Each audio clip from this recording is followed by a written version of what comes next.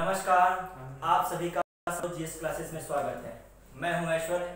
मैं आशा करता हूं कि आप सभी खुश हैं, स्वस्थ हैं और सकारात्मक हैं। जैसा कि हम सभी लोग प्राचीन भारत का इतिहास पढ़ रहे हैं, जिसमें हम लोगों ने इससे पहले मगध साम्राज्य देखा था। मगध साम्राज्य से पहले हम लोगों ने 16 महाजनपदों का उदय कैसे होता है। उन 16 महाजनपदों में अपने आप को कैसे एक योद्धा के रूप में, एक सबसे सर्वश्रेष्ठ के रूप में कैसे अपने को दिखाता है। और उसका सर्वश्रेष्ठ होने का कारण यही रहता है कि उसका जो एक कुशल शासक हमेशा बना रहता है। वह मगध जो कुशल हाथ में बना रहता है। चाहे उसका हर एक वंश में हम लोग देख लें, बिंबिसार थे, चाहे शिशुनाग में शिशुनाग और कालाशोक रहे, चाहे उसके बाद जो आता है शिशुनाग के बाद जो वंश आ जाता है नंद वंश, उसमें महानंद को देखते हैं, महापद्म नंद को, और फिर धनानंद। धनानंद से थोड़ा सा जो है नंद वंश डिक्रीज होने लगता है, मतलब उसका पतन होने लगता है। उसकी जो नीतियां होती हैं काफी कमजोर होती हैं और उस समय समाज में जो है एक प्रकार से कह सकते हैं परेशानी का भाव आ जाता है। तो वही उसका पतन कारण बनता है।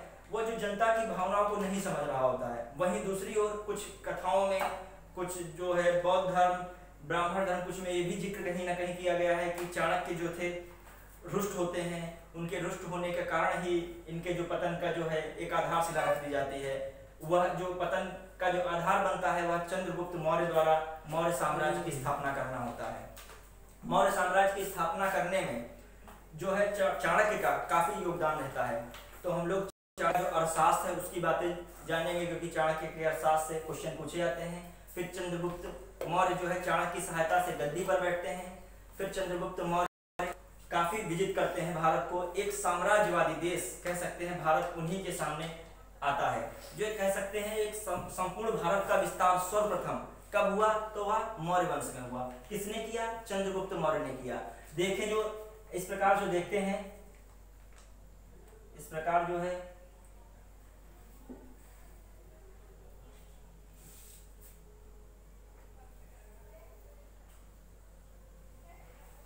ये जो है यहाँ पर भी देख लेंगे। यहाँ जो है भारत का विस्तार जो है इस क्षेत्र से लगा के यहाँ पर भी जो नीचे का तमिलनाडु तक है, यहाँ तक, मतलब कहने का मतलब यहाँ से लगा के जो है बंगाल से लगा के इधर पूर्वी अफगानिस्तान तक, बलूचिस्तान, पाकिस्तान, यहाँ तक सब जगह भारत उस समय फैला हुआ था। कौन सा? मौर्य वंश। ये किसके द्वारा हुआ था? चंद्रगुप्त मौर्य द्वारा भारत का विस्तार किया गया था। दक्कन का जो क्षेत्र है वहां तक भी ये है जो मौर्य प्रशासन जा चुका था, मौर्य का विस्तार था मौर्यों का। तो इस प्रकार देखेंगे चंद्रगुप्त मौर्य के समय एक साम्राज्यवादी देश, एक संपूर्ण भारत का इतिहास एक प्रकार से देखा जाए तो चंद्रगुप्त मौर्य के समय आया। तो प्रश्न आ जाता है भारत जो है संपूर्ण भारत की जो एक संकल्पना थी किस समय आती है? तो ये किस समय आती है संपूर्ण भारत की विस्तार की संकल्पना? ये मौर्य वंश से प्रारंभ होती है। इसमें 4-5 वंश देता है, हर्यक वंश, शिशुनाग वंश, मौर्य वंश, गुप्त वंश, लेकिन मौर्य वंश लगाएंगे। फिर हम आगे बढ़ते हैं, चंद्रगुप्त मौर्य के बारे में थोड़ा और जानते हैं। चंद्रगुप्त मौर्य जो थे इधर से जो क्या थे, इधर मकदूनिया पड़ता था, यूरोप के पास उधर साइड में नीचे की ओर भूमध्य मकदूनिया से जो सिकंदर का क्षेत्र रहा है, उसी के बाद सिकंदर के सेल्यूकस को इस क्षेत्र का गवर्नर बनाया जाता है। मतलब जो सिकंदर जब होता है उसके बाद के समय सेल्यूकस, जब उसकी मृत्यु हो जाती है 323 ईसा पूर्व में, उसके बाद सेल्यूकस उधर मकदूनिया का शासक होता है। तो उसके हाथ में ये सब क्षेत्र होता है। तो सेल्यूकस को हरा देते हैं। कौन? सेल्यूकस की सेना को ये चंद्रगुप्त मौर्य हरा देते हैं। तो चंद्रगुप्त मौर्य जब हराते हैं तो कहीं कहीं लिखा चंद्रगुप्त मौर्य हराते हैं, कहीं कहीं लिखा ऐसा युद्ध होता है भीषण जिसमें दोनों के बीच समझौता हो जाता है। तो चंद्रगुप्त से ये 500 हाथी, चंद्रगुप्त से ये 500 हाथी लेते हैं, और बल्कि चंद्रगुप्त को कई क्षेत्र दे देते हैं। इधर गंधार भी दे देते हैं, बलूचिस्तान भी दे देते हैं, इधर पूरा अफगानिस्तान दे देते हैं, गंधार दे देते हैं। ये सब किसको मिल जाते हैं? चंद्रगुप्त मौर्य को मिल जाते हैं। दूसरा रहता है कि सेल्यूकस अपनी जो पुत्री हेलेना उसका विवाह भी इनके साथ चंद्रगुप्त मौर्य के साथ कर देते हैं। तो एक प्रकार से दहेज के रूप में भी ये इनको मिल जाता है। चंद्रगुप्त मौर्य काफी साम्राज्य का विस्तार करता है। उसके में आते हैं प्रश्न पूछे जाते हैं, जैसे एंड्रोकोटस किसने कहा, सेंड्रोकोटस किसका नाम था, ये सब चंद्रगुप्त के नाम थे। परीक्षाओं में पूछे गए हैं प्रश्न। सेंड्रोकोटस किसको कहा गया है? चंद्रगुप्त। ऑप्शन है चंद्रगुप्त मौर्य, बिंदुसार, अशोक, दशरथ, इस प्रकार से प्रश्न आ चुके हैं, तो उनके बारे में हम देखेंगे। उसके बाद चंद्रगुप्त के बाद जो आता है बिंबिसार आता है, बिंदुसार आता है, बिंबिसार नहीं, बिंबिसार आता है हर्यक वंश में। एम पहले याद रखना है, तो एम पहले बिंबिसार आया, एन बाद में, तो बिंदुसार आता है। चंद्रगुप्त मौर्य के बाद बिंदुसार आता है। उसमें कोई ज्यादा शासक के जो है गुण नहीं थे इस प्रकार के, उसके बारे में नहीं मिलता है। लेकिन हाँ ये है कि उससे जुड़ी हुई कुछ इंफॉर्मेशन पूछी जाती हैं। किससे जुड़ी हुई? बिंदुसार से। बिंदुसार के समय जो है सीरिया का शासक होता है एंटियोकोटस, उसका जो राजदूत होता है डायमेकस, वह भारत आता है। उससे बिंबिसार तीन चीजों की मांग करते हैं, एक मदिरा मांग करते हैं बिंदुसार, दूसरी जो है दार्शनिक की मांग करते हैं और अंजीर की मांग करते हैं। तो जो है एंटियोकोटस दो चीजों को देता है, कहता है दार्शनिक का हमारे वहाँ आने जाने का व्यापार का सीन नहीं है। कौन सी चीज? मदिरा और अंजीर को तो दे देता है, दार्शनिक वो नहीं देता है। किसको? बिंदुसार को। बिंदुसार से जुड़ी हुई इन्फॉर्मेशन काफी पूछी जाती है। कौन आता है? डायमेकस आता है। किसका जो है? एंटियोकोटस सीरिया का शासक था, इस प्रकार से। और एक प्रश्न और इस पे रहता है कि अमित्रघात किसका नाम होता है? अमित्रघात भी जो है किसका नाम होता है? बिंदुसार का। बिंदुसार का जो लड़का होता है, पुत्र होता है, वो अशोक होता है। अशोक का समय काफी महत्वपूर्ण माना जाता है। अशोक ने एक धर्म, एक देश और कह सकते हैं एक लिपि और एक भाषा का उदय किया, और उसकी जो उदारता और धर्मनिरपेक्षता कहीं ना कहीं पूरे भारत को एक अलग रूप में जोड़ती है। एक राजनीतिक चेतना का विकास करते हैं, जो एकता वाली राजनीतिक चेतना होती है। उसकी जो नीतियां हैं वह आधुनिक भारत में भी उनको माना जाता है। जो हम लोग तो अशोक के बारे में देखेंगे, उसके शिलालेख देखेंगे, उसके जो है स्तंभ लेखों पे चर्चा करेंगे, उसके गुहा लेख हैं, उनके साहित्य जुड़ा हुआ जहाँ जो पूछा गया है, तो उस पर खूब सारे प्रश्न आते हैं, तो वो भी हम देखेंगे। अशोक का जो है कलिंग युद्ध आता है। कलिंग बहुत महत्वपूर्ण होता है। तो कलिंग यहाँ पे पड़ता है, तो इस क्षेत्र से स्थलीय जो मार्ग है ये भी जुड़ा है दक्षिण भारत का कहीं ना कहीं, और इधर जो है जलीय मार्ग जुड़ा है। तो कलिंग बहुत इंपॉर्टेंट होता है, इसीलिए अशोक इसको जीतते हैं। लेकिन इसको जीतने के चक्कर में बहुत भीषण संग्राम होता है। कुछ लेखक विद्वानों का इसमें मानना है इसमें 1 लाख लोग जो है मारे गए, 1.5 लाख लोग घायल हो गए, काफी भयावह स्थिति हुई। और जो ब्राह्मण धर्म थे उसके जो अनुयायी थे, या ब्राह्मण धर्म के जो समय संत थे, वो भी काफी पीड़ित हुए। वही बौद्ध धर्म के जो भिक्षु थे वो भी काफी पीड़ा में हुए। अशोक ने इन सभी चीजों को देखा तो उसका मन द्रवित हुआ, वहीं से उसने धम्म की नीति अपनाई। मतलब जो है अब भौतिक विजय न करके हम सांस्कृतिक विजय करेंगे। अब उसके बाद अशोक के बाद हम लोग पढ़ेंगे फिर जो है मौर्य प्रशासन क्या था, मौर्य क्या साहित्य से हम जुड़ी हुई चीजें देखेंगे, और सारे मौर्य से जब संबंधित जो साहित्य में जो किताबें हैं, उनके लेखक हैं, इन मतलब सब चीजों पर हम लोग चर्चा करेंगे, ये जो परीक्षा उपयोगी दृष्टि से। अब हम चलते हैं स्टार्टिंग में चंद्रगुप्त मौर्य, या पहले देखते हैं कि मौर्य वंश जो है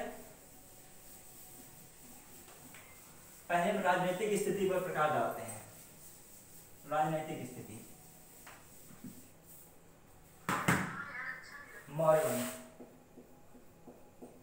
मौर्य वंश मुख्यतः देखा जाए मौर्य वंश जो है 322 से देखें 184 BC तक मुख्यतः है। तो आगे पीछे हो जाता है कि इतिहास है, जो किताबें हैं वो कई प्रकार के लिखते हैं, कुछ कोई इतिहास कुछ लिखता है।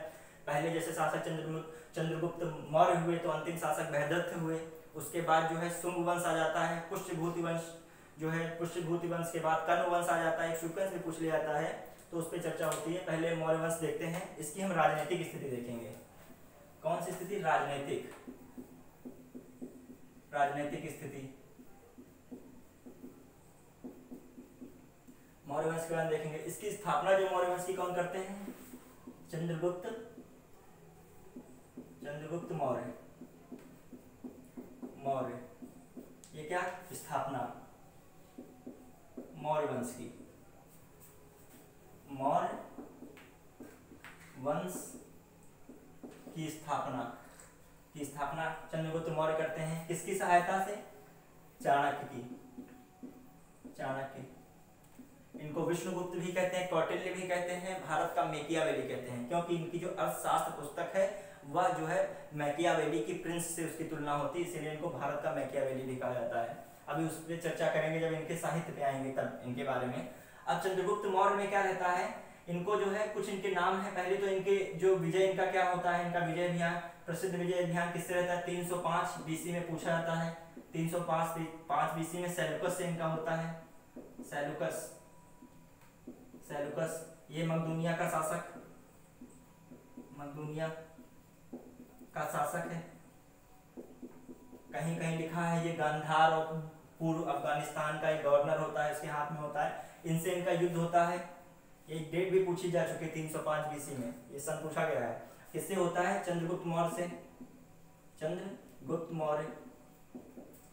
मौर्य ये कुछ किताबों में तो दिया है इनको जीता दिखाया गया है, लेकिन अंत में एक समझौता होता है। समझ लो, मान लीजिए जीता ही थे, क्योंकि 500 हाथी देते हैं, बदले में इनको क्या मिल रहा है? बदले में इनको मिल रहा है गंधार मिल रहा है, पूर्वी अफगानिस्तान मिल रहा है, अफगानिस्तान है, बलूचिस्तान मिल रहा है, बलूचिस्तान। तो इस प्रकार देखें लगभग पश्चिमोत्तर भारत का इनको विस्तार मिल जाता है। कौन सा? पश्चिमोत्तर भारत, पश्चिमोत्तर भारत। लेकिन और भी इनको सबसे बेहतरीन चीज कौन मिल सकती है? कह सकते हैं चीज क्या है, जो एक जो है प्रभावित होकर जो अपनी बेटी हेलेना का विवाह करते हैं। हेलेना की शादी कर देते हैं, किसके साथ? इनके साथ, चंद्रगुप्त मौर्य के साथ। अब कहीं ना कहीं यूनानियों का भारत की राजनीति में जिक्र रहता है कि हेलेना है, हेलेना का झुकाव भी अपने जो घर तरफ तो रहेगा ही, तो यूनान कहीं ना कहीं भारत की राजनीति में बने रहते हैं, उसका आगे विरोध भी बहुत होता है। अब उसके बाद देखते हैं जो है सेल्यूकस के बाद जो हम इस पे चंद्रगुप्त मौर्य की चर्चा करते हैं, और इनसे जुड़ी हुई चीजें पूछी जाती हैं, प्रश्न पत्र में पूछी गई हैं। जैसे इनको सेंड्रोकोटस कहा जाता है,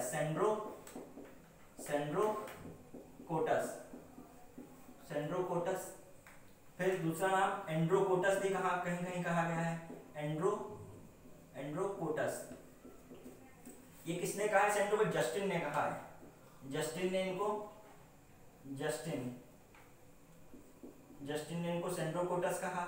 और प्लूटार्क या एरियन कहीं कहीं लिखता है, एरियन भी है कहीं कहीं लिखता है, उसे प्लूटार्क ज्यादा महत्व रखता है। प्लूटार्क ये जो है ज्यादा जिक्र रहता है, प्लूटार्क ने इनको एंड्रोकोटस कहा। तो इनके ये नाम हो जाते हैं चंद्रगुप्त मौर्य के।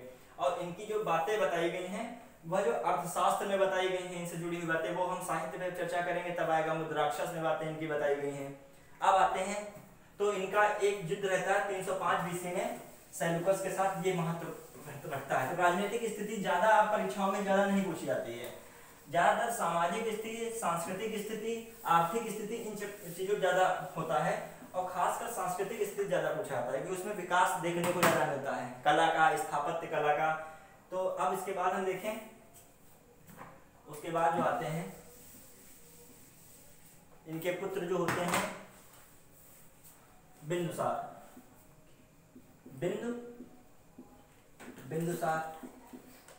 इनके बाद आते हैं।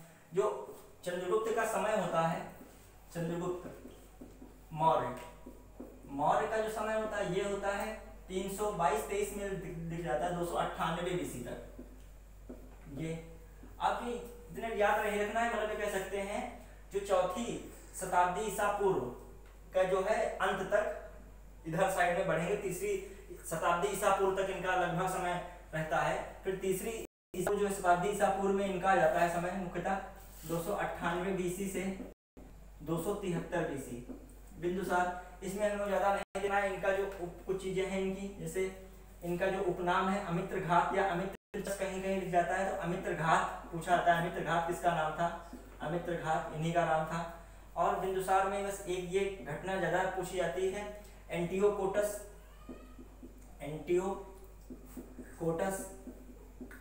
ये कौन होता है? सीरिया का शासक होता है, सीरिया का शासक। ये क्या करता है? ये भेजता है किसको? डायमेकस को। डायमेकस को भेजता है। ये कौन? राजदूत होते हैं। किसके राजदूत? इन्हीं के, सीरिया के। ये किसके पास आते हैं? ये आते हैं ये बिंदुसार के पास आते हैं, बिंदुसार के पास आते हैं।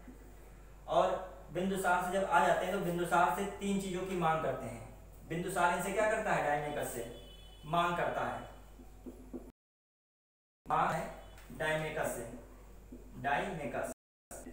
डायमेकस से मांग करता है। कौन सी 3 चीजें? अंजीर एक फल होता है, अंजीर की मिठाई बनती है, खाई होगी। अंजीर, और उसके बाद जो है एक रहता है मदिरा। समझ लीजिए मदिरा का चलन कब से है।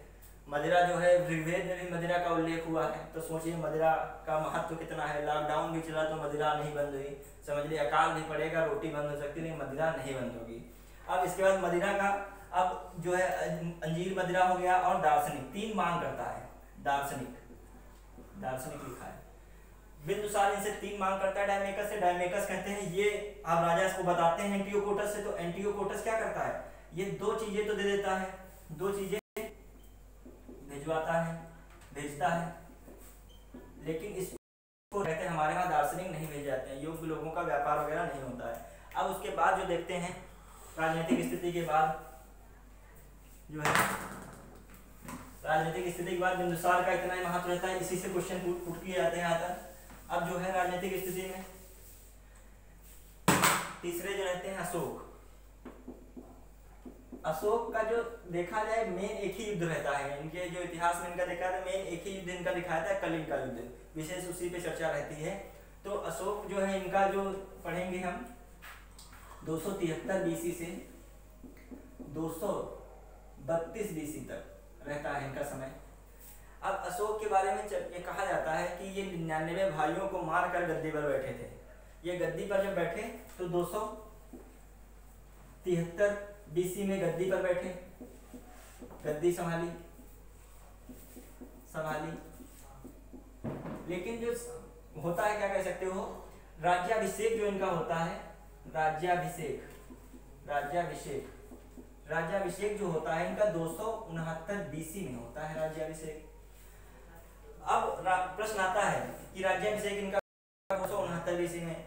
अब जो अशोक के बारे में थोड़ा और चर्चा देखने को मिलती है चंद्रगुप्त मौर्य के समय। चंद्रगुप्त मौर्य के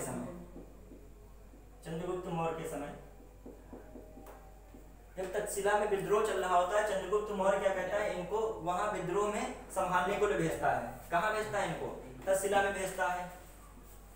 ये चंद्रगुप्त मौर्य जो है इनको तक्षशिला भेजते हैं, तक्षशिला विद्रोह को संभालने के लिए, विद्रोह रोकने के लिए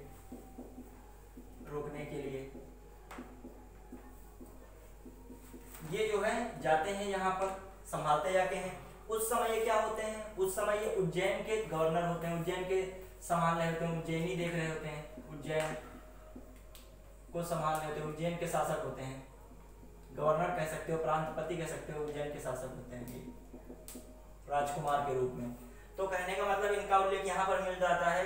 तक्षशिला का विद्रोह कौन रोकता जाके प्रश्न आ जाता है, चंद्रगुप्त, अशोक, बिंदुसार और जो है चंद्रगुप्त द्वितीय, ऐसे प्रश्न आ जाते हैं, पूछे जाते हैं। तो आप लोग इन प्रकार के प्रश्न पर भी देखेंगे, तो इस पे हमने चर्चा कर ली। अब इनका जो मेन रहता है रोल, वो हम देखते हैं कहाँ पे थे।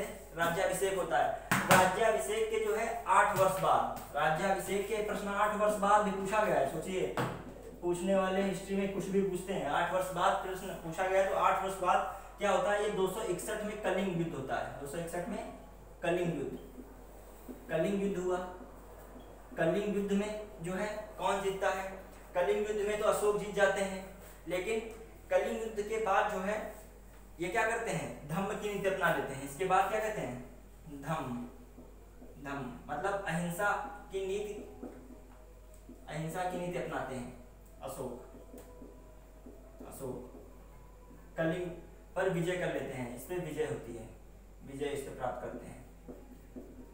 कलिंग बहुत भीषण युद्ध लड़ा गया उस समय में। कुछ अतिशयोक्ति भी बताई जाती है, 1 लाख लोग ऐसे उस समय नहीं मारे गए होंगे, वहां शब्दावली का प्रयोग किया गया, 7 दिखाया गया, तो उसका मतलब ये नहीं सीधे 1 लाख हो जाता है, वो अतिशयोक्ति में 1 लाख नहीं होगा, लेकिन फिर भी 1 लाख डराते मारे गए, 1.5 लाख लोग घायल रहे, काफी जो है उस समय। तो उसी के बाद जो है कलिंग युद्ध का सीन रहता है। उसी के बाद धम्म की नीति अपनाते हैं, भौतिक जो विजय को छोड़ के सांस्कृतिक विजय की ओर निकलते हैं। कुछ चीजें और रहती हैं अशोक से संबंधित। अशोक के बारे में रहता है कि उपगुप्त जो होते हैं, उपगुप्त बौद्ध शिक्षा देते हैं, बौद्ध शिक्षा देते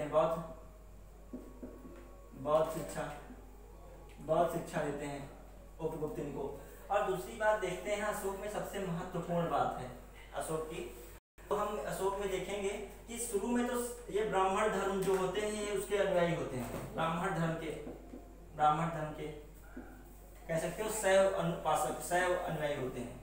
बाद में ये हो जाते हैं ये, इन्हीं के समय जो है क्या रहता है, इन्हीं के समय हम देखेंगे जो है इन्होंने क्या किया था, जूनागढ़ अभिलेख में भी इनका उल्लेख होता है, इन्होंने सुदर्शन झील से नहरें निकलवाई थी, वो सब हम लोग चर्चा करेंगे। मोगल पितृ से काफी प्रभावित थे, तो दूसरी बौद्ध संगीत इन्होंने जो है उनके दिशा में करवाई थी, तीसरी बौद्ध संगीत पाटलिपुत्र में। तो इस प्रकार हम देखेंगे इनके बारे में, इनके शिलालेख के बारे में। तो ये तो राजनीतिक स्थिति हो जाती है इनकी। और थोड़ा सा अशोक में देखते हैं, जो अशोक और उनका पुत्र दशरथ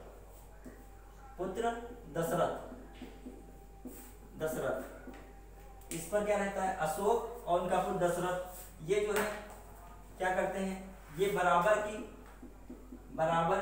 की पहाड़ियां होती हैं और ये क्या करते हैं, ये नागार्जुन की पहाड़ियां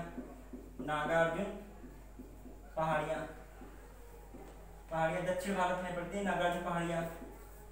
ये क्या करते हैं, ये दोनों पहाड़ियों पर आजीविकों को शरण देते हैं, आजीविकों को रुकने का स्थान देते हैं, आजीविकों को समर्पित करते हैं,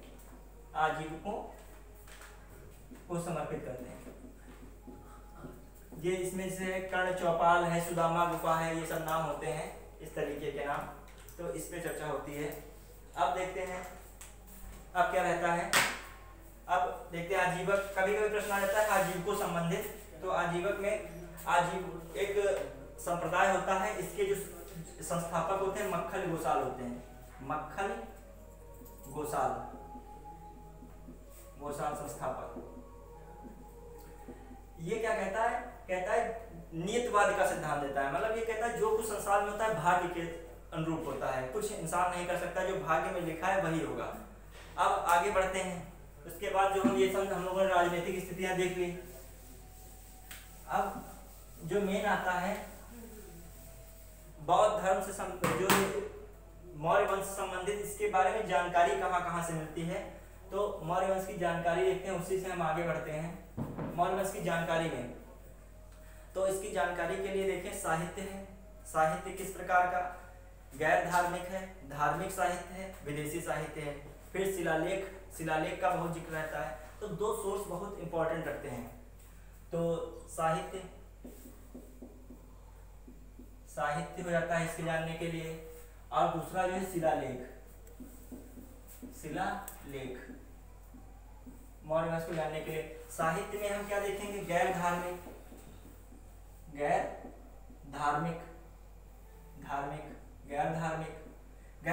में कौन से हम देखें, अभी उसको देखते हैं। फिर धार्मिक साहित्य में ये इसी में से प्रश्न पूछे गए हैं, तो इनकी संभावना होगी। धार्मिक और विदेशी साहित्य मौर्य वंश की जानकारी के लिए। और शिलालेख में कैसे शिलालेख हैं, दीर्घ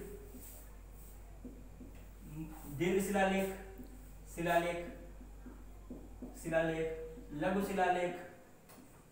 लघु शिलालेख पाए गए शिलालेख। फिर गुहा शिलालेख है, गुहा शिलालेख या कह सकते हो शिलालेख में ही जो है, शिलालेख के बाद जो क्या आता है, इसी में जो है गुहा लेख आ जाता है, गुहा लेख। और इसी में जो है क्या, स्तंभ लेख, ऊपर लिखे थे स्तंभ लेख। इनसे सबसे जानकारी मिलती है। स्तंभ लेख का मतलब जो है पिलर पे बने जो लेख हैं बड़े बड़े, और शिलालेख का मतलब बड़े बड़े पत्थर चट्टानों पे बने हैं उस पर उत्कीर्ण। गुहा लेख गुफा, मतलब गुफा में जो लिखे गए हैं। तो इस प्रकार जैसे शिलालेख में कौन, दीर्घ लघु, ऐसे गुहा लेख उसमें दीर्घ लघु का चिन्ह नहीं है। स्तंभ लेख में भी दीर्घ होते हैं स्तंभ लेख और लघु स्तंभ लेख। अब देखते हैं गैर धार्मिक साहित्य में कौन से हैं। जैसे एक इसमें अर्थशास्त्र बहुत इंपॉर्टेंट है, अर्थशास्त्र पुस्तक। इसके रचयिता कौन है, कौटिल्य है, कौटिल्य नाम है। इन्हीं का नाम विष्णुगुप्त भी है, विष्णुगुप्त, ये नाम भी कभी कभी पूछ लेते हैं ये। और तीसरा नाम जो है इनका चाणक्य, तो वही जानते ही हैं चाणक्य। तो ये इन्होंने यही रचयिता होते हैं अर्थशास्त्र के। अर्थशास्त्र ये किससे संबंधित पुस्तक है? अर्थ से नहीं है, ये अर्थव्यवस्था से जुड़ी नहीं है, राजनीति शास्त्र है, राजनीतिक व्यवस्था से है। प्रश्न आ जाता है कभी कभी, भारत की सबसे प्राचीन राजनीतिक व्यवस्था पर आधारित पुस्तक कौन सी है? तो अर्थशास्त्र मानी जाती है। फिर जो देखें मुद्रा राक्षस, ये बहुत फेमस किताब है, 9वीं सदी में लिखी गई, काफी बाद लिखी गई मौर्य वंश के, लेकिन ये जो है उस समय बताता है कैसे चंद्रगुप्त मौर्य गद्दी पर बैठते हैं, कैसे सिकंदर षड्यंत्र रचते हैं, चाल रचते हैं कि नंद वंश को कैसे हराते हैं, सब उस पर जिक्र किया गया है मुद्राक्षस में। ये किसकी पुस्तक है? ये विशाख दत्त की है, विशाख दत्त, ये पूछी जाती है कभी कभी प्रश्न में। अब कुछ और पुस्तकें हैं, जैसे कथा सरित सागर है, कथा सरित सागर, सोमदेव की, सोमदेव, ऐसे बृहद कथा मंजरी है, बृहद मंजरी है जो क्षेमेंद्र की। तो जो है पुस्तकें हैं, लेकिन जो है इंपॉर्टेंट ये दो बहुत हैं। अब धार्मिक पुस्तक में जैसे क्या है, ब्राह्मण ग्रंथ में, पुराण में जिक्र होता है, पुराण में भी है, बौद्ध धर्म में भी है, बौद्ध धर्म, जैन धर्म में भी है जिक्र, जैन धर्म में भी, तो उनमें आजीविकों का भी कहीं ना कहीं जिक्र आ जाता है जो है मौर्य वंश संबंधित में। फिर विदेशी साहित्य में जो है मैगस्थनीज है, मैगस्थनीज, इंडिका कह सकते हैं, इंडिका पुस्तक है, इंडिका, ये मैगस्थनीज की है, किसकी है? मैगस्थनीज। और दूसरी जो देखें नेचुरल हिस्टोरिका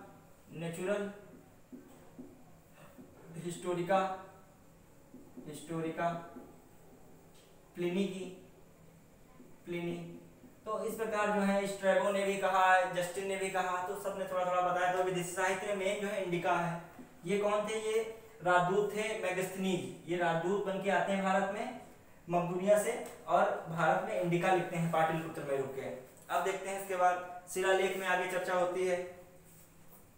अब जो है प्रश्न पूछे जाते हैं सीधे, अर्थशास्त्र किस व्यवस्था से संबंधित है? तो राजनीति व्यवस्था लोग अर्थशास्त्र पे लगा देते हैं कि नाम अर्थव्यवस्था है, अर्थशास्त्र है, तो गैस उसी पे जाता है, तो इस पे प्रश्न रहते हैं। अब साहित्य में ही शिलालेख में आते हैं, थोड़ा शिलालेख से बहुत प्रश्न पूछे जाते हैं, शिलालेख पे देखेंगे, और खासकर अशोक के शिलालेख जो है महत्वपूर्ण है। अशोक के शिलालेख,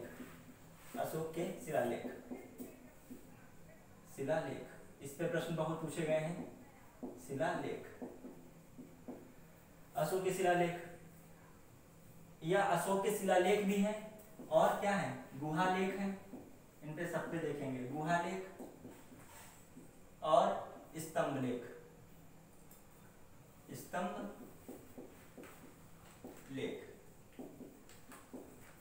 तो अशोक के शिलालेख पे चर्चा करते हैं। पहले शिलालेख से पहले देखते हैं कुछ, हम ये देख लेंगे कि अशोक की कैसी भाषा लिपि रही। जो अशोक के जो शिलालेख वगैरह में जो भाषा देती है, अशोक के समय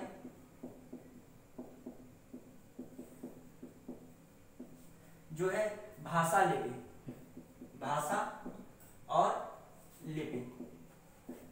लिपि जो भाषा तो प्राकृत रहती है, जो शिलालेख है तो ज्यादातर शिलालेख पे प्राकृत भाषा ही मिलती है, और जो लिपि जो रहती है वो सबसे ज्यादा ब्राह्मी लिपि, भारत देश में जो भी पाए गए शिलालेख हैं उसमें ब्राह्मी लिपि पाई जाती है, ब्राह्मी लिपि में लिखे गए हैं, ब्राह्मी लिपि।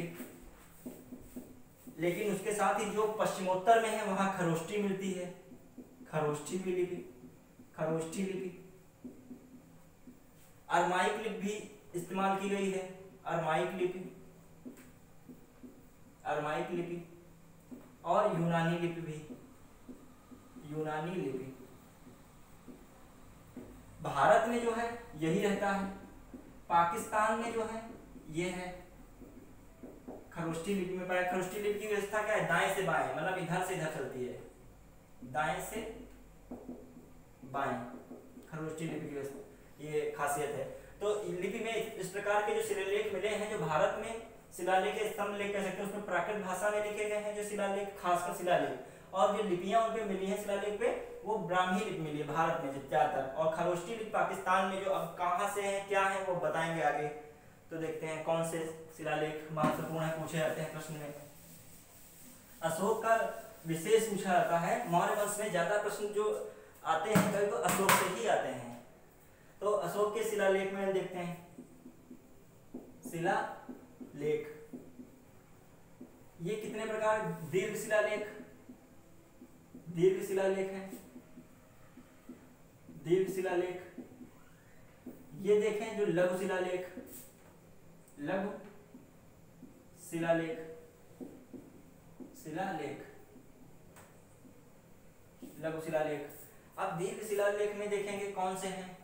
दीर्घ शिलालेख में कुछ फेमस, जैसे पाकिस्तान के पास जो है 2 है, सहनवाज गढ़ी, वहां 2 मिले। सहनवाज गढ़ी पूछा जाता है, पूछे गए हैं सहनवाज गढ़ी कहाँ पर है, सहनवाज गढ़ी अभिलेख किस लिपि में है, खरोष्टी लिपि में है ये। और दूसरा मानसेहरा, मानसेहरा,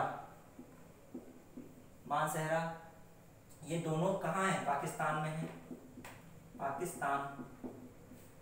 और अब चलते भारत में देखते हैं, जो भारत में देखेंगे तो महाराष्ट्र, गुजरात में देखिए गिरनार अभिलेख, गिरनार अभिलेख, इस पे चर्चा विशेष करके करते हैं, बहुत इंपॉर्टेंट है गिरनार शिलालेख। दूसरा गिरनार में पाया गया मतलब अशोक का शिलालेख। फिर दूसरा देखते हैं गिरनार महाराष्ट्र के, सोपारा, सोपारा ये महाराष्ट्र, ये गुजरात। फिर ये होता है सोपारा के बाद उसमें आ जाएंगे एर्रगुडी, एर्रगुडी, एर्रगुडी भी कहीं कहते, गुड़ी भी लिख देते हैं, ये एमपी में है, एमपी होता है एर्रगुडी। फिर जो है जो उसमें जाते हैं उड़ीसा में, तो ये धौली, धौली और जौगढ़, धौली और जौगढ़ ये दोनों कहाँ है, उड़ीसा में है, उड़ीसा में। और जो तीसरा है कालसी, पूछा गया उत्तराखंड में कौन सा अभिलेख है जो कहाँ पर पाया गया, जो अभिलेख है अशोक का, कालसी में, देहरादून में, देहरादून। तो इस प्रकार जो है 8 शिलालेख हो जाते हैं। अब देखते हैं लघु शिलालेख में पूछे गए हैं, ये बहुत इंपॉर्टेंट है कुछ शिलालेख, जैसे मास्की, गुर्जर, मास्की के बाद देखें नेत्तूर, नेत्तूर, उड़े गोलम, उड़े गोलम, ये 3 हैं, ये कर्नाटक में है, कर्नाटक। जो चौथा जो है गुर्जरात, गुर्जरात ये कहाँ पर है, एमपी में है, एमपी। तो ये क्यों इतने महत्वपूर्ण हो जाते हैं, ये इसलिए महत्वपूर्ण, इसमें अशोक का नाम मिलता है। किसका नाम मिलता है, अशोक का नाम, सीधे अशोक का नाम मिलता है, अशोक का नाम, तो इसलिए महत्वपूर्ण हो जाते हैं। पूछा भी जाता है गुर्जरा कहाँ पर है, उडेगोलम कहाँ पर है। अब इसके बाद देखें जो चर्चा किस पे रहती है, जो भाब्रू भैराट है, भाब्रू, भाब्रू भैराट, भाब्रू भैराट ये राजस्थान में है। इसमें जो है अशोक से ये मिलता है कि देवानाम प्रियदर्शी, इसमें जो है अशोक का क्या नाम आता है, देवानाम, देवानाम प्रिय, देवानाम प्रियदर्शी, प्रियदर्शी, देवानाम प्रियदर्शी मतलब देवताओं का प्रिय, देवताओं का, देवताओं का प्रिय, प्रिय। कहने का मतलब ये है कि अशोक भले ही आगे बौद्ध धर्म का अनुयायी हो गया, लेकिन उसने जो है बौद्ध धर्म अनुयायी होते हुए उसने धम्म संप्रदाय बनाया। धर्म मतलब सभी लोग उसमें जितने भी वर्ग के लोग थे वो सभी उसको मान सकते थे धम्म को। लेकिन धम्म में ये नहीं किसी पे कहा कि थोपा किसी पे, जो धर्म को नहीं भी स्वीकार करते थे उनको भी उसने क्या किया, उनको भी संरक्षण दिया, उनको भी दान दिया। और अशोक को कैसे कह सकते हैं कि ब्राह्मण धर्म से भी अनुयायी थे, इसी नाम से, क्योंकि देवताओं का प्रिय कहीं ना कहीं वैदिक नाम से जुड़ा था, तो अशोक को इस प्रकार ब्राह्मण धर्म का अनुयायी भी शुरू में बताया जाता है। देवानाम प्रियदर्शी पूछा था, किसका नाम है, अशोक का नाम है, ठीक। भाब्रू भैराट में एक अहरौरा मिलता है, अहरौरा ये यूपी में है। एक सहगौरा है, एक अहरौरा है। सहगौरा जो यूपी में गोरखपुर में पाया गया है, वो ताम्र मतलब लेख पे है, एक तांबे की पट्टिका पे वो लेख लिखा है सहगौरा। पूछा जाता है सहगौरा किससे संबंधित है, लेख अशोक से। अब जो बात आती है ये प्रश्न पूछे गए हैं। मास्की, नेतूर, ये उडेगोलम, ये सब पूछे गए हैं। गुर्जरा, ये स्थान पूछा गया है कि विशेषता हमने बता दी। देवानाम पे दस्ती भाबरू भैराट पे मिलता है, राजस्थान में है। ये सब हमने जो है शिलालेख पे पूरी चर्चा कर दी है। अब शिलालेख के बाद जो है स्तंभ लेख आ जाता है। स्तंभ लेख में हम देखते हैं स्तंभ लेख। स्तंभ लेख में ज्यादा कुछ नहीं है लेकिन कुछ इंपॉर्टेंट है, जैसे दीर्घ है और एक लघु है। दीर्घ लघु। दीर्घ में कितने कौन सा स्तंभ लेख है? दिल्ली टोपरा, ये बहुत पूछा आता है। दिल्ली मेरठ पहले करते हैं, फिर दिल्ली टोपरा। दिल्ली मेरठ स्तंभ लेख, फिर दिल्ली टोपरा। दिल्ली टोपरा ये जो है शिलालेख जो थे, इसको क्या करता है फिरोज शाह तुगलक दिल्ली ले आता है। ये दोनों को क्या कर लेता है फिरोज शाह तुगलक जो है दिल्ली ले आता है। दिल्ली आता है, दिल्ली ले आए जाते हैं। दिल्ली लाता कौन है? फिरोज शाह तुगलक। फिरोज शाह तुगलक ले आते हैं, तुगलक। अब इसके बाद जो है दो अभिलेख हो जाते हैं, इसको जो है इधर रखते हैं। अब उसके बाद जो एक और आता है प्रयाग अभिलेख, प्रयाग स्तंभ लेख। प्रयाग जो स्तंभ लेख है, ये पहले प्रयाग में नहीं था, ये कौशाम्बी में होता है। कौशाम्बी हमने बताया था किसकी राजधानी? वत्स की होती है। वत्स कहाँ पड़ता है? बुंदेलखंड और इधर एमपी, मतलब उत्तर प्रदेश और मध्य प्रदेश की सीमा पर वत्स जो महाजनपद होता है, ताकतवर महाजनपद होता है। तो कौशाम्बी से कौन प्रयाग ले आता है? जो है इसको ले आते हैं जहांगीर, ले आते हैं जहांगीर लाते हैं। अब हम बात करते हैं, ये पूछे गए दिल्ली मेरठ अभिलेख, दिल्ली टोपरा स्तंभ लेख को दिल्ली कौन ले आता है? फिरोज शाह तुगलक। इस प्रकार के पास स्तंभ लेख हैं, क्या है? शिलालेख हैं, गुहा लेख हैं, ये क्या स्तंभ लेख है दिल्ली मेरठ। अब यहीं पर जो है दिल्ली टोपरा अभिलेख में सबसे पहले पढ़ने का श्रेय, प्रश्न बहुत बार पूछा गया है, पढ़ने का श्रेय जेम्स प्रिंसप को जाता है।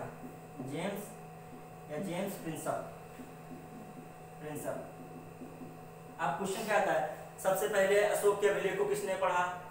सर्वप्रथम जो है शिलालेख को समझने वाला व्यक्ति कौन था? तो इस प्रकार से घुमा प्रश्न रखते हैं। जेम्स प्रिंसप, ध्यान रखना किस कौन सा पढ़ा था? दिल्ली टोपरा वाला। ठीक। टी फ्रेंथेलर ने दिल्ली मेरठ पढ़ा, लेकिन इतना खोजा था, पढ़ा नहीं था इसको, लेकिन इतना जटिल नहीं, इस पे ज्यादा पूछा था जेम्स प्रिंसप पे। ये कब पढ़ा था? ये भी डेट आ जाती है 1837 में, विलियम बैटिंग का समय था, अंग्रेजों के समय काल में। अब उसके बाद हम देखते हैं स्तंभ लेख, इस पे प्रश्न रहते हैं। एक तो ये रहता है स्तंभ लेख पे, इधर हमारा भी लघु बचा था, लघु स्तंभ लेख। देखते हैं कौन सा लघु स्तंभ लेख बचा था। स्तंभ लेख में लघु बचा था, ये लघु वाला बचा था, लघु स्तंभ लेख। इसमें कौन सा मुख्य रहता है? इस पे हम देखते हैं, एक तो सारनाथ, दूसरा सारनाथ के बाद देखते हैं सांची में, और जो देखते हैं सारनाथ और सांची का मेन विशेष कर रहता है। सारनाथ में एक धमेक स्तूप है, प्रश्न पूछा धमेक स्तूप कहाँ है? तो सारनाथ में है। सबसे उत्कृष्ट स्तूप माना जाता है सांची को माना जाता है। यह अशोक ने बनाया था, ये ईंटों का बना, लकड़ी का बना है, इसमें बहुत विशेषताएं हैं, इसको अलग से पढ़ने वाला टॉपिक है सांची का स्तूप। लेकिन इतनी जानकारी होनी चाहिए कहाँ पर है, प्रश्न पूछा जाता है, तो ये एमपी में है। ठीक। फिर हम देखते हैं उसके बाद जो है इनके जो स्तंभ लेख हो जाते हैं, जैसे कुछ इंपॉर्टेंट स्तंभ लेख हैं, जैसे हमने बताया था स्तंभ लेख नहीं, जो हम कह सकते हैं स्तूप है, प्रश्न पूछे जाते हैं। जैसे कौशाम्बी का है, ये क्यों बताते हैं? कौशाम्बी प्रश्न आता है, अच्छे बच्चे गलत करते हैं। कौशाम्बी है, जैसे कौशाम्बी में घोस्ताराम मठ, घोस्ताराम स्तूप, घोस्ताराम था। और सारनाथ हमने बताया, सारनाथ में धमेक है, धमेक स्तूप। सहेत महेत जो है, सहेत श्रावस्ती में सहेत महेत, ये बहुत पूछा गया है, श्रावस्ती में सहेत महेत। तो इस प्रकार प्रश्न पूछ ले जाते हैं। अब देखते हैं उसके बाद जो है स्तंभ लेख हमारा हो जाता है। स्तंभ लेख के बाद जो है गुहा लेख में हमने चर्चा कर ही दी थी। नागार्जुन पहाड़ी, बराबर की पहाड़ी जो आजीव को देते हैं, कौन सा? अशोक। और जो है दूसरी जो आती है नागार्जुनी पहाड़ी, उनके पुत्र दशरथ देते हैं। अब जो है कुछ साहित्य पे चर्चा कर लेते हैं। साहित्य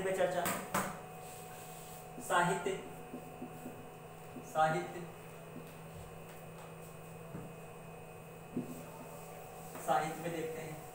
देखिए साहित्य में अर्थशास्त्र पे हमने चर्चा कर ली थी। अर्थशास्त्र ये राजनीतिक पुस्तक, अर्थशास्त्र राजनीतिक पुस्तक। इसी कारण जो है इनको मैकियावेली कहा जाता है भारत का। कौटिल्य की है, कौटिल्य, मैकियावेली, मैकियावेली भारत का, भारत का। क्यों? क्योंकि प्रिंस जो इन्होंने किताब लिखी थी, प्रिंस से तुलना करने के कारण इनको प्रिंस ऐसी राजनीति स्थापित थी जैसे अर्थशास्त्र कौटिल्य को आता है। अब देखते हैं कौटिल्य की अर्थशास्त्र में कुछ चीजें बताई गई हैं, जैसे इसके 18 मेन अध्याय हैं, 18 अध्याय में जो है, और इसमें सप्तांग सिद्धांत जो है बताया गया। सप्तांग सिद्धांत, सिद्धांत कहा है राजा 7 अंग होते हैं। मैंने देखा जाए राजा के 7 अंग हैं, राजा के 7 अंग हैं, 7 अंग हैं। इन्होंने इस पे बताया है। सप्तांग सिद्धांत में पूछा जाता है सप्तांग सिद्धांत किसने दिया है? ये कौटिल्य का है। सप्तांग सिद्धांत राजा के 7 बताए हैं। स्वामी होना चाहिए, अमात्य का बताया है होना चाहिए, फिर जनपद, जनपद नहीं होगा तो राजा का विस्तार कैसे होगा? दुर्ग, दुर्ग भी होने चाहिए, दंड उनकी रक्षक भी होने चाहिए, मित्र, मित्र बहुत इंपॉर्टेंट रखते हैं। मित्र जिसके पास जो कायर और लोभी हो तो उसका मित्र का भी महत्व बहुत बेकार हो जाता है। और कोष, कोष हमेशा खजाना जरूर होना चाहिए, खजाने का जरूर वर्णन होता है। सप्तांग सिद्धांत में चर्चा की गई है। और इन्होंने अर्थशास्त्र में क्या बताया है? अर्थशास्त्र में शूद्र जो है उसको, शूद्र को श्रेष्ठ कहा है। वो श्रेष्ठ का मतलब आर्य बताया गया है। श्रेष्ठ, आर्य, आर्य क्या थे? श्रेष्ठ कहे जाते हैं, तो श्रेष्ठ और वीर माने जाते हैं। तो इसीलिए इनको भी वीरता का परिचय मानते हुए जो है इनको जो सेना में भर्ती का मौका दिया जाना चाहिए, सेना में भर्ती हो सकते हैं उन्होंने कहा है। और उस समय कहा है इनकी जो उसमें आता है कि उपज लिया जाता था, राजस्व लिया जाता था उस समय, इसमें बताया गया राजस्व लिया जाता था। उपज का कितना? 1/6 भाग, उपज का 1/6 भाग। अब इनका जो मानना था राजस्व ले सकते हैं। दास उस समय थे, इन्होंने दासों का वर्णन किया है। भारत में दासों का जिक्र किया, जिक्र है, वर्णन है। अब देखते हैं चंद्रगुप्त मौर्य में जो है, जो इनका अर्थशास्त्र है कहीं ना कहीं चंद्रगुप्त मौर्य के उस समय की दशा को बताता है। इन्होंने पाटलिपुत्र का जिक्र किया है, पाटलिपुत्र, कहीं मौर्य वंश शब्द नहीं लिखा है, पाटलिपुत्र के बारे में बताया। तो पाटलिपुत्र उस समय मौर्य वंश के परिचायक था। तो इस प्रकार हम देख सकते हैं। तो इनका जो रहता है महत्व काफी रहता है कौटिल्य का मौर्य वंश की स्थापना में, और इनके जो सिद्धांत है काफी बेहतर माने जाते हैं। ये कौन होते हैं? प्रधानमंत्री होते हैं।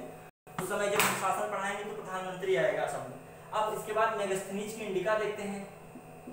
मेगास्थनीज, मेगास्थनीज ये भारत में पाटलिपुत्र में रुककर जो मेगास्थनीज जो है इंडिका लिखता है, इंडिका, इंडिका। इसने अपने उत्तरापथ मार्ग की बात कही है। उत्तरापथ, उत्तरापथ, उत्तरापथ की चर्चा की। उत्तरापथ क्या था? यहाँ पर जैसे पाकिस्तान का गंधार क्षेत्र, पाकिस्तान के क्षेत्र से यहाँ पर बंगाल का जो सोन गांव पड़ता है वहां तक के मार्ग को उत्तरापथ कहा गया। उत्तरापथ में और क्या यहाँ कहा था? चोरी डकैती बहुत होती थी, कोई निकलता था तो लूट लिया जाता था। उत्तरापथ के मामले प्रश्न आता है उत्तरापथ का जिक्र किसने किया है? मेगास्थनीज ने किया, इंडिका में किया। फिर इसने कहा है भारत में दास नहीं थे। उत्तरापथ की चर्चा, चर्चा दास नहीं थे, ये भ्रामक बात लगती है। दास थे उस समय, चाणक्य यही के वासी थे तो उनकी बात ज्यादा सही हो सकती है।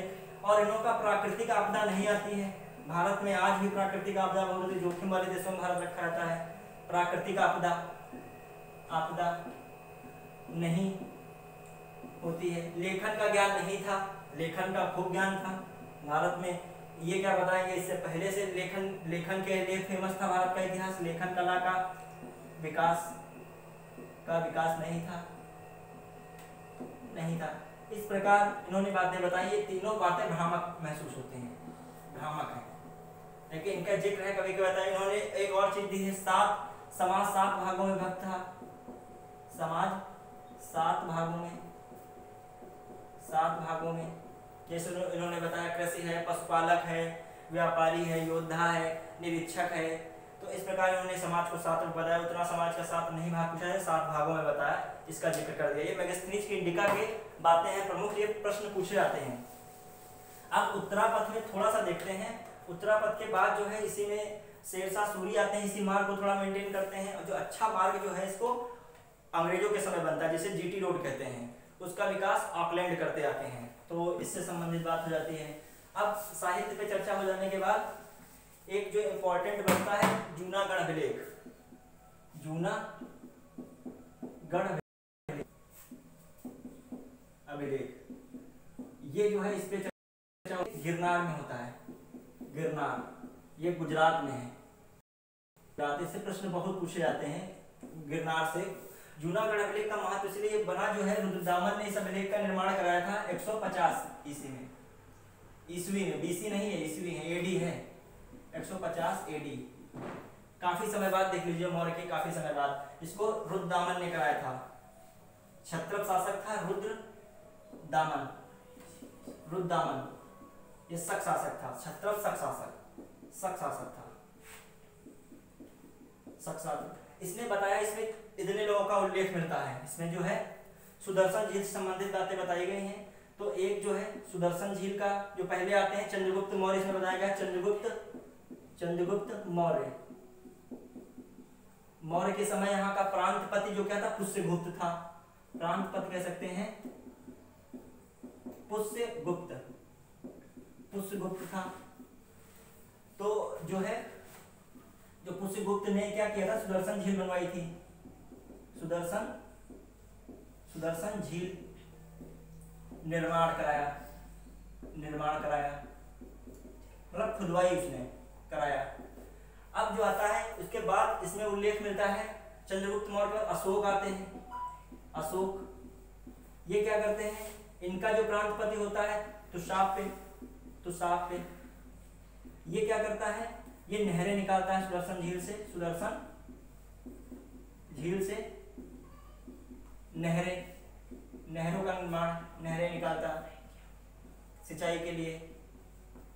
अब जो इनके बाद इसी में जूनागढ़ अभिलेख में इन सबका वर्णन मिलता है। रुद्रदामन का तो मिलता ही है। रुद्रदामन ये क्या कराते हैं, मरम्मत कराते हैं, इसकी मरम्मत कराते हैं। इनका जो इस समय होता है प्रांतपति या इसका उस समय का जिसकी देखरेख में कराते हैं, तो सुविशाख जो होता है, सुविशाख की देखरेख में कराते हैं। इतना याद नहीं, ये सुविशाख ये नहीं याद रखना इतना। तुषाप पे पुष्यगुप्त इतना इंपॉर्टेंट नहीं। ये चंद्रगुप्त, अशोक, रुद्रदामन और स्कंदगुप्त इसका चक्रपालित, इसकी और मरम्मत कराता है, देखरेख करता है चक्रपालित गुप्त वंश में। तो इस प्रकार जो है कह सकते हैं, सीधे प्रश्न पूछा था जूनागढ़ अभिलेख में किसका इसमें से वर्णन नहीं है, तो चारों का वर्णन है इसमें। चंद्रगुप्त, अशोक, रुद्रदामन, स्कंदगुप्त, इसमें नहीं। 4 पता होंगे तो नहीं। बस अब यहाँ पर प्रशासन बचता है। उसके बाद संपूर्ण हम लोगों ने मौर्य वंश को अच्छे से देख लिया। इससे बाहर प्रश्न आने की कोई गुंजाइश नहीं है। लगभग हम लोगों ने हर चीज पर प्रकाश डाला है। बस प्रशासन इसका देख लेते हैं, बस प्रशासन पे प्रश्न पूछ लेते हैं। कुछ शब्दावलियां हैं तो उस पर चर्चा हम करते हैं, क्योंकि जो भी राजवंश बड़ा होता है तो उसका प्रशासन सबसे महत्व रोल लगता है। यदि प्रशासन जिसका अच्छा होगा वही राज्य विस्तार कर पाता है। प्रशासन मेन प्रशासन की करता था उस समय चाणक्य थे, जो कि इनके प्रधानमंत्री थे। जो देखते हैं इनके 26 लगभग अध्यक्ष होते हैं मुख्य। इससे हमें चर्चा नहीं करनी है, ये अध्यक्ष हैं। और इधर जो है तीर्थ होते हैं, कई सारे तीर्थ हैं, कई तीर्थ हैं। अब इसमें जो है अध्यक्ष में कुछ जैसे पन्याध्यक्ष प्रश्न पूछा जाता है। पन्याध्यक्ष किससे संबंधित है? पन्याध्यक्ष वाणिज्य व्यापार।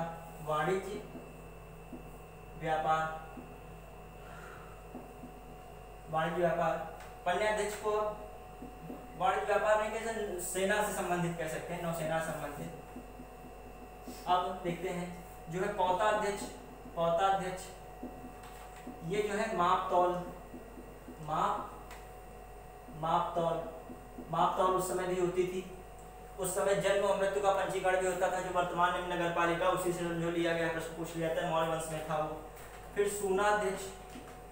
सूनाध्यक्ष ये भूचड़ खाना होता था, उसका देखता था भूचड़ खाना, बूचड़खाना में। अब सीता किसे कहते थे? सीता अध्यक्ष जो होता था, राजकीय भूमि से जो कर मिलता था वो देखता था, राज्य भूमिका कर, भूमिका कर। तो ये सीता अध्यक्ष। ऐसे लक्ष्मणाध्यक्ष जो था वो क्या करता था? वो जो सिक्के की ढलाई वगैरह देखता था। अब देखते हैं यहाँ पर तीर्थ में प्रधानमंत्री होता था। प्रधानमंत्री जो मुख्य नैतिक प्रशासन देखता था वो चाणक्य थे प्रधानमंत्री इनके। एक संविधाता थे, संविधाता होता था। संविधाता प्रश्न पूछा था किससे संबंधित थे? जो धन कोष की देख रेख, कोष से संबंधित था, कोष को संचित करता था, कोष से संबंधित संविधाता। समाहर्ता था, समाहर्ता राजस्व का प्रमुख होता था, राजस्व का प्रमुख।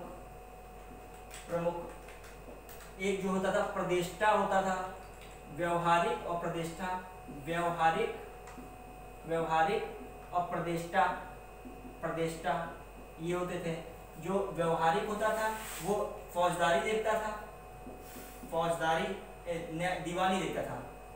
व्यवहारिक दीवानी नाम ही ऐसे मामले जमीन जायदाद संबंधित हों, ये फौजदारी।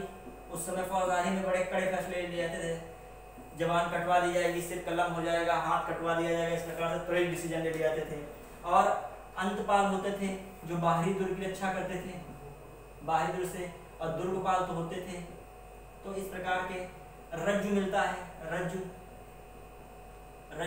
ये क्या होते थे? एक प्रकार के न्यायाधिकारी होते थे, न्यायाधिकारी ये भी एक प्रकार से न्याय वगैरह देख रेख करते थे, रज्जु। अब जो है इनके प्रमुख इस प्रकार से अधिकारी कह सकते हैं। अब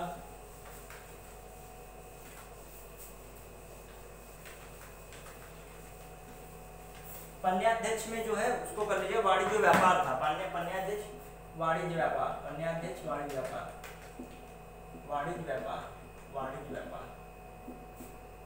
व्यापार।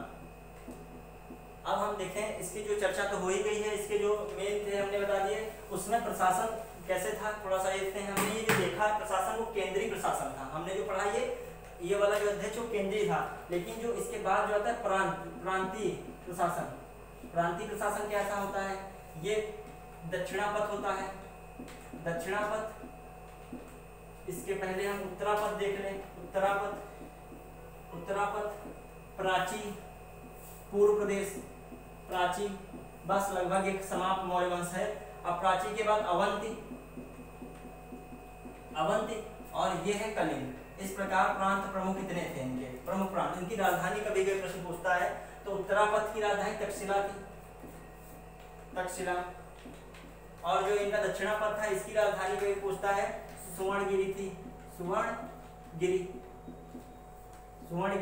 और प्राची जो पूर्व प्रदेश पूर्व क्षेत्र उसको कहते हैं, पूर्व प्रदेश को प्राची कहते हैं। पूर्व प्रदेश पाटलिपुत्र थी, बहुत इंपॉर्टेंट थी पाटलिपुत्र। अवध की उज्जैनी थी, उज्जैनी या उज्जैन कह सकते हैं। और कलिंग की तोसली, ये पूछा गया है कलिंग की राजधानी कौन सी थी? तोसली पूछा गया। तोसली क्या थी? कलिंग की राजधानी थी। इस पे प्रश्न पूछे गए हैं। तो इस प्रकार जो है फिर प्रांत के बाद आ जाता था, प्रांत में इतना ही रहता है मेन प्रांत की भूमिका में। प्रांत में तो बस उसके बाद जो है जनपद होते थे। प्रांत के बाद जिला को विषय कहा जाता था, विषय। फिर जो है इसके बाद कुछ चलते थे स्थानीय, उनसे छोटे मंडल होते थे। मंडल में जैसे गिरनार है, सुपारा, कुछ मंडल थे। मंडल के बाद जो है इनके जो स्थानीय आते हैं, ऐसे रहती है। फिर स्थानीय 800 गाँव कहते हैं, 400 गाँव को फिर मेन सबसे छोटी का ही ग्राम थी। तो इस प्रकार हो जाता है। अशोक जो है बौद्ध धर्म का काफी प्रचार करते हैं, तो उस प्रचार के लिए जो है अपनी पुत्री जो होती है उनकी संघमित्रा, अपना जो पुत्र होता है महेंद्र, वैसे तो इनके 4 पुत्र होते हैं, जालौक है, महेंद्र है, तीवर है और जो है इनका कुणाल है पुत्र। तो लेकिन महेंद्र को ये श्रीलंका और संघमित्रा को ये भेजते हैं श्रीलंका और ये मध्य एशिया देश में प्रचार प्रसार करने के लिए। तो इस प्रकार ये बौद्ध धर्म का काफी प्रचार कराते हैं। लेकिन मौर्य वंश का अंत में फिर भी पतन होता है। इसके पतन का प्रमुख कारण क्या रहता है? कहीं ना कहीं अहिंसावादी नीति, कहीं ना कहीं अर्थव्यवस्था कमजोर होती है, क्योंकि उस समय जो है मूर्तिकला, वैदिक संस्कृति, बौद्ध कला, जैन धर्म इस प्रकार के जो बहुत उनका विकास नहीं हो रहा था, धर्म एक अलग वो आ जाता है, कह सकते हैं धर्म। तो जो अपना व्यापार करते थे तो वो व्यापार नहीं कर पाते, कहीं ना कहीं अर्थव्यवस्था पे चोट लगती है और शांति प्रिय इतना हो गया था। तो जो जैसे ही 30 साल बाद सब जो इनके पड़ोसी देश तुरंत आक्रमण करते हैं, जैसे ही जब इनका जो अशोक का समय जाता है उसके 30 साल बाद जो विभिन्न पड़ोसी देश होते हैं इसको आक्रमण करके इसका चित्र वित्र कर देते हैं।